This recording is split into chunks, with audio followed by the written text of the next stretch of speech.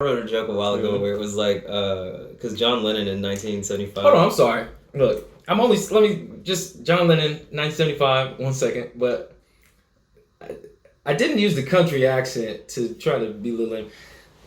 It's just hilarious. Okay. That's just how you sound. What are you talking about? In 1974, I had a different way of thinking. Okay, John Lennon, 1975, I think he's quoted by saying that woman is the nigger of the world.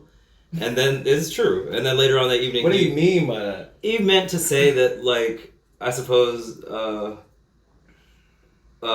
that before we start talking about who's oppressed and how oppressive the N-word is or how oppressive racism is in America and everything like that, remember that women all over the world are suffering. So they're really the true niggers of the world. Right. And then he Which I would agree to an extent. Then he went home later on that evening and he took off his shoes and then he stubbed his toe on his coffee table and he's like, this coffee table is the nigger of my house. You know what I'm saying?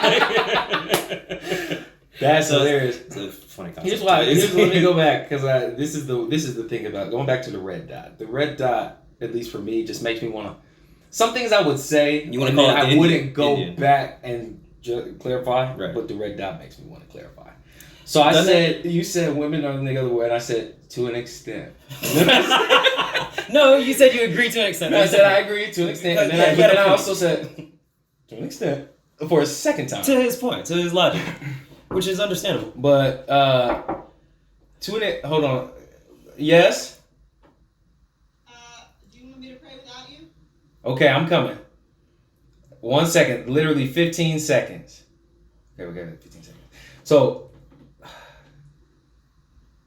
man. He just wanted to clarify and say that. I was clarifying. To an extent. Because life is just so nuanced. There's just so many niggas of the world. I don't know if that's how you want to say that. In the context of the joke that bro had previously made. It's true. You know. But then that there are a lot, and that's what I said, but we were talking about Joseph Stalin was one, Hitler was one. No, because in the context of women being that, like, there are other oppressed genres other than just race. Like, women, and because I agree. To an extent.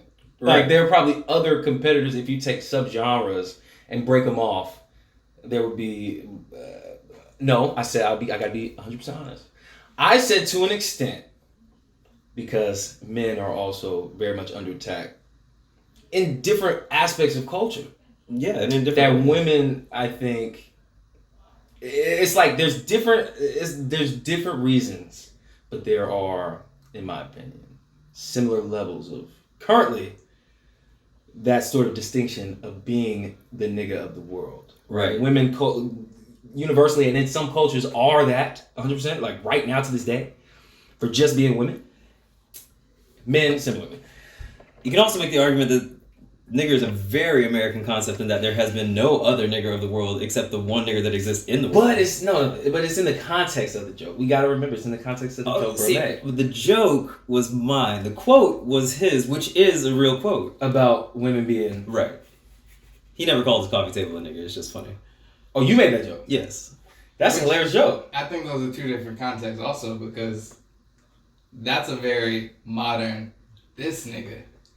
John Lennon's nigger is very much quote from the song, woman is the slave to the slaves. Like it's very contextual to a nigger on the field. Right. Like this is who bears the weight, this is who bears the burden, and then we throw her out. And okay. Versus to a larger extent. Versus me in the joke making him racist and just calling everything he doesn't like the N-word. Dang, I must have been in the middle because I didn't catch either one of those contexts 100%. But that's what I said, to even larger extent knowing that okay. I gotta pray with my sons real quick. I will be back. It's okay.